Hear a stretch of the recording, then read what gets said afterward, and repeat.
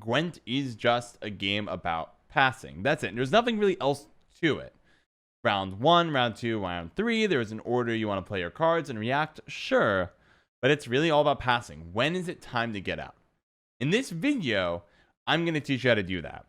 I'm going to teach you why 5 is the most important number in all of Gwent. There's no number in Gwent more important than 5. And I'm going to do it with the world's fanciest technology, this notepad right here. Yeah, it's right there, right? Now, you might be wondering, John, why don't you show me gameplay footage? To be blunt, passing isn't actually something you really see in gameplay. You can see when people pass, and you're like, oh, it's very strategic. But it's actually going to be better for me just to outline all possibilities that are common for a blue and red coin when it comes to passing, explains the consequences from those, and then you'll quickly see why blue coin gets stratagem and the dangers of passing past 5, going down to 4, 3, 2, and 1. Let's begin, shall we? Let's go ahead and start by mapping out all possibilities for blue coin passing.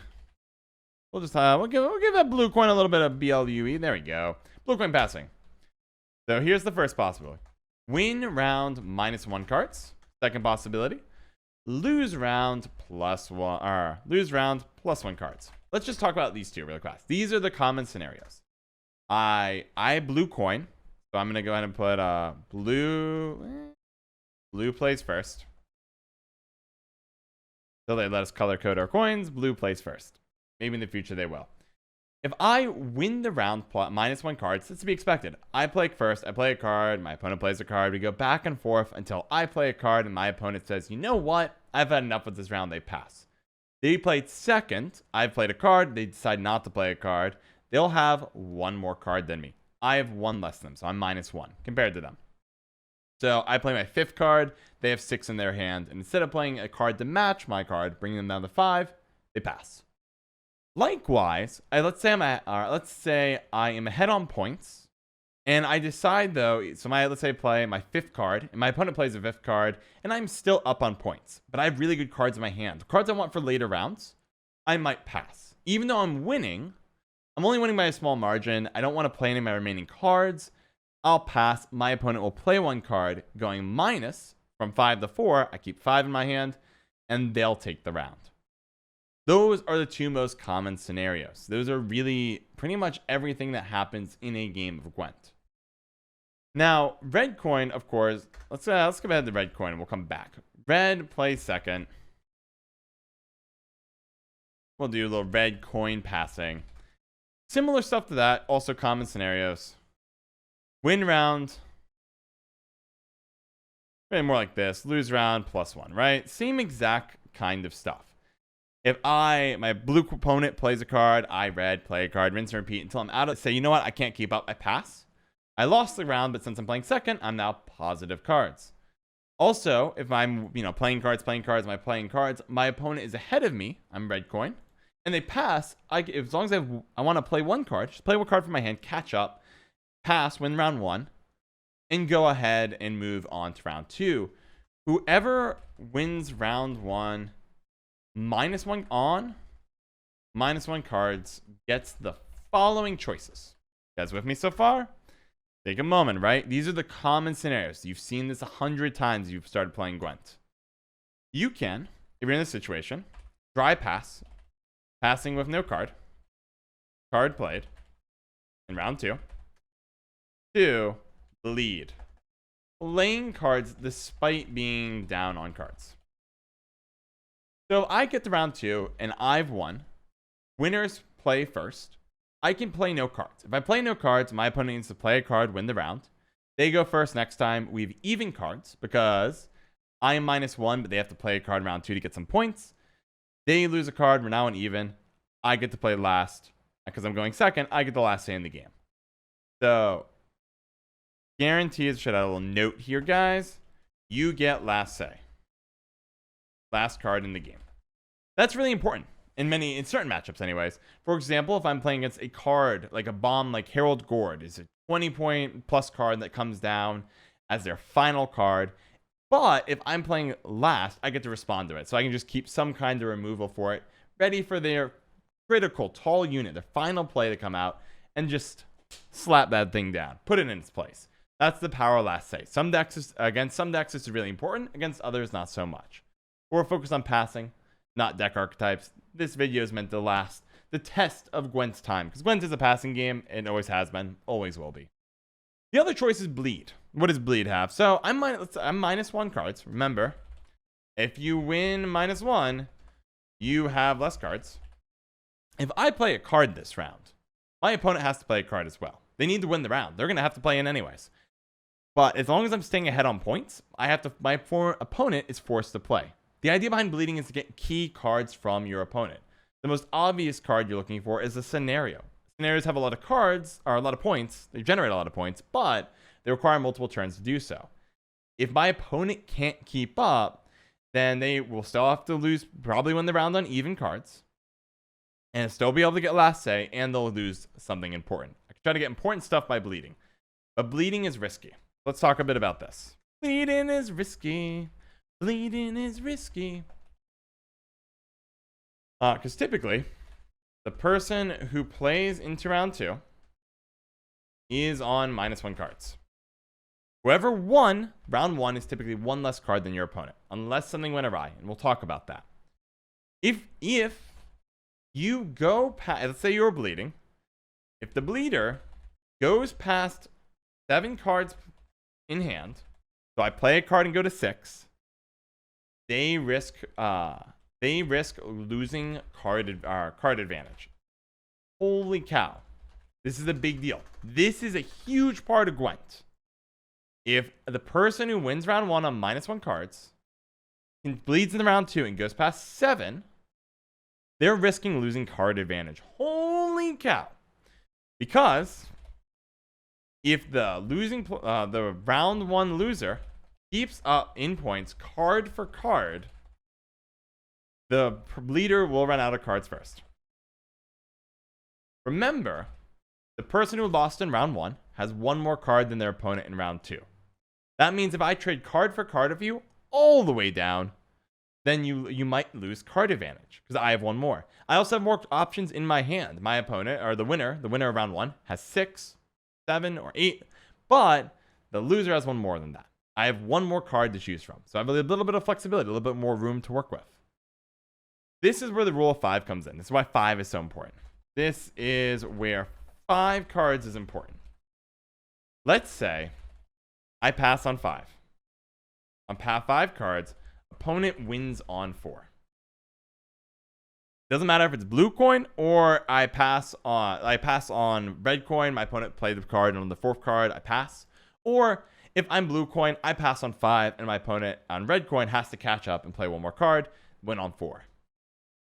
My opponent, looks like it stretches just past the screen. Let me move it up. My opponent, who won round 1, has a risky choice if they have 7 cards in round 2. Because if they play a card, they risk losing card advantage.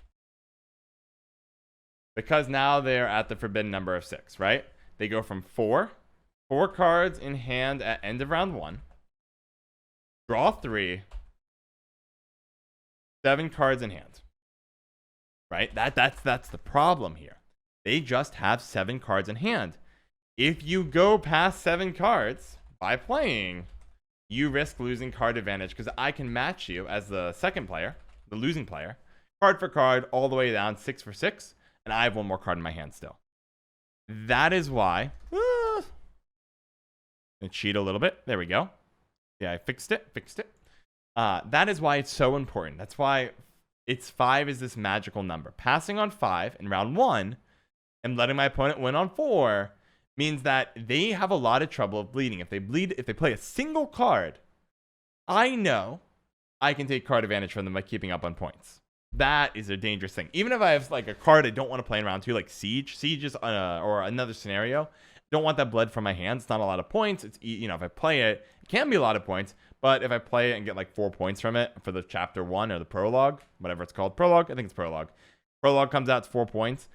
They probably are ahead on points. I can pass, and then all of a sudden I have to play a second card. We're back on even. I've lost my finisher, and I don't have last say. I'm in a lot of trouble here. So passing on 5 is kind of the magic number. That's why it's good. And then, so if your opponent's on 7, it's so risky to play a card, so they'll probably pass. And even if you lost round 1, you have an opportunity to play into a dry pass, something that's like deck thinning related, so you can draw better golds next round. You can potentially play something that's carryover related, something like a Crow Mother or a Siri Nova, carry some points in the next round, get a little bit of advantage that way, maxing to make sure you have better draws. Little cards that, or any other cards in the future, right? If you're watching this 4, 5, 6 years, people, you might be saying Maxi isn't played anymore. We play the Coffee House Brewer Bob, and he lets us do this to our deck. And like, great, that's the idea, right? A little bit of carryover in some form of draw manipulation, deck thinning, or even just raw points getting carried over, or setup. Need to put something good in my grave so I can take advantage of it later. Simple as that. That's why passing on 5 matters, because your opponent gets stuck on 7 cards, and then they sit there and they're like, crap. Things are bad. Because if I want to, I mean, I get last say, but if I want to bleed, I'm risking card advantage. That's why, but let's imagine I pass on 6 or 7. That might be okay, but your opponent can at least play 2 cards. They won on 9. They have 9 cards in round 2. You're on 10. They can play 2 cards for a bit of setup and try to figure out what your hand's like. So after 2 cards, if they have a good point lead, they might say, you know what? I can bleed. I can bleed aggressively. You're not going to catch up, and I can ruin some of your game plans. But if they're on 7 in round 2, because you passed on 5 and they won on 4, they don't get that option. If they play a single card to try to feel you out, they might lose card advantage. Beautiful thing. That's part of the rule of 5. Part of the rule of 5. Part of 5. Or I just don't know, rule of 5, whatever you guys want to call it. I'm going to call it rule of passing on 5. Now we need to jump back to the possibilities, because red coin and blue coin have one different possibility. And this is why, by the way, in many ways, blue coin has the stratagem, because blue coin has a somewhat common scenario, and red coin has a somewhat common scenario that are very different from each other. Blue coin, lose on even. Red coin, win on even. Oh boy, these are different. This is where things get different. Red coin will never lose on even unless something goes terribly wrong. You have to really, really, really botch it. But blue coin can lose on even and red coin can win. How do you get here? If card for card, red coin keeps up. So blue coin first player of the game, say get 5 points. Red coin plays a 6-point card. Then rinse and repeat. Red coin always stays ahead. When blue coin passes, red coin doesn't need to play a card and go -1. They just pass. What happens if blue loses on even after 5 cards? So I lose on even on 4. So if blue loses on even on 4 or less cards, red can dry pass in round 2, get card advantage, and double last say. Holy cow, blue botches it if this happens. So let's explain. Blue passes on 4. Red also passes on 4, because red kept up card for card all of round 1. Now they're both on 7 cards. Well, blue passes, or blue can't pass. They lost. Red can pass. Red passes on 7. Blue plays a card, goes to 6. Now blue's on 9 cards because you draw 3, goes to 9. Red draws 3, goes to the max hand size of 10. And now it's 10 versus 9. Blue won the round, so they have to play first. So now blue is down a card, and your red gets 2 final cards. 2 cards that can't be responded to. It could be 2 tall removals. It could be a bomb and a removal card. It could be 2 combo pieces.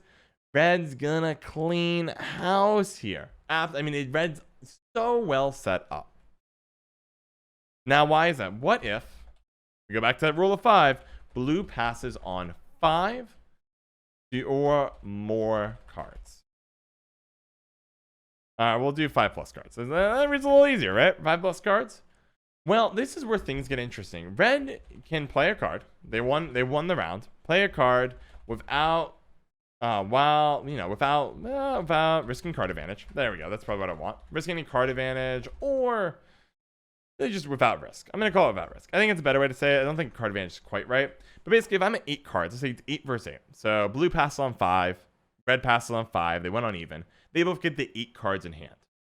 Red won the round, so red plays a card. They go to 7. They're not risking anything. If they pass there, then they draw 3. But blue can play a card and keep up in points, right?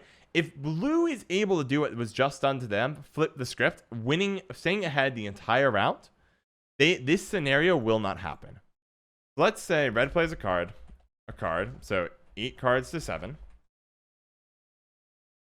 7 cards. Then blue matches with a higher card.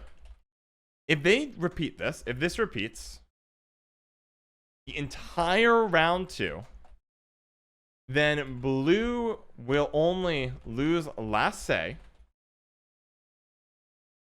and stay on even cards. Because card for card, blue is able to keep up the entire round. 7 is forbidden, right? If I passed on 4 or less, red gets the dry pass and blue will go negative. But if it's 8 or more, so I pass on 5 cards of 8 in round 2, red plays a card and blue plays a card and gets ahead and does that the entire round through, always stays ahead. Blue can undo all the damage of round 1 and get back to the situation of I lost last say, but I'm on even cards. The moment you lose even on 4, 3, or 2, or 1, you're guaranteed losing card advantage and double last say. So, 5. 5, when you cross the 5 territory, it gets risky. Because if I blue and I decide to play past 5, and red catches up in points, I'm risking an absolutely devastating defeat. 4 or less cards, red catches up, all of a sudden they're ahead and they keep it. They're going to get card advantage and double last say.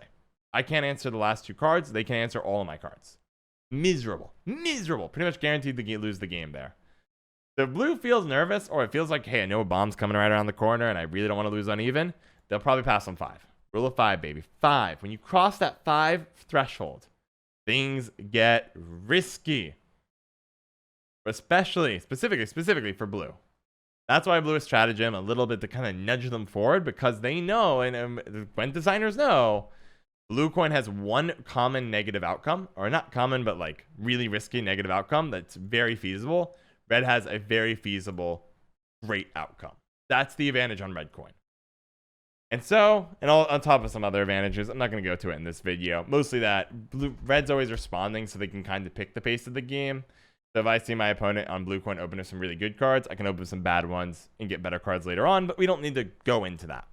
It's a whole game of provision, and we can talk about that in a different video.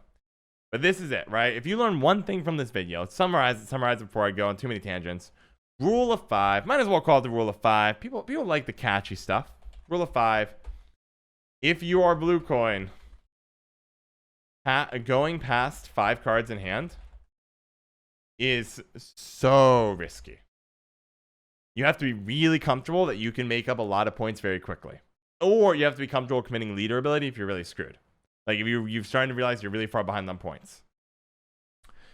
You're risking some really nasty outcomes, right? You're going from a potential just losing the last say to a potential where if red catches you on even and 4 or less cards, you literally will lose card advantage and double last say, and it's devastating. You almost never can recover from that.